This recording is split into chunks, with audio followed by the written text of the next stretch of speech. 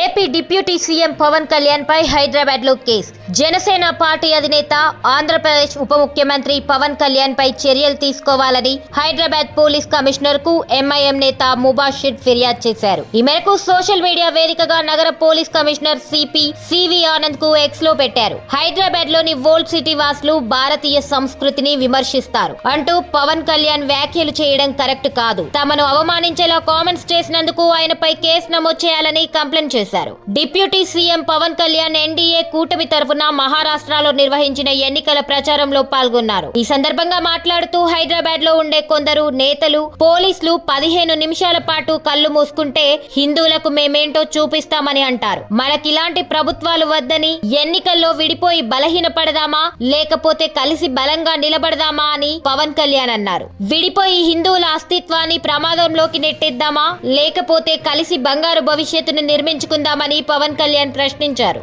ప్రస్తుతం పవన్ కళ్యాణ్ చేసిన వ్యాఖ్యలు తీవ్ర దుమారం రేపుతున్నాయి. దీంతో ఎంఐఎం నేత ముబాషిర్ పోలీసులకు ఫిర్యాదు చేశారు. అయితే దీనిపై హైదరాబాద్ సిపి ఆనంద్ స్పందించారు. దానిపై లీగల్ ఒపీనియన్ తీసుకుంటున్నామంటూ సమాధానం ఇచ్చిన హైదరాబాద్ సివి ఆనంద్,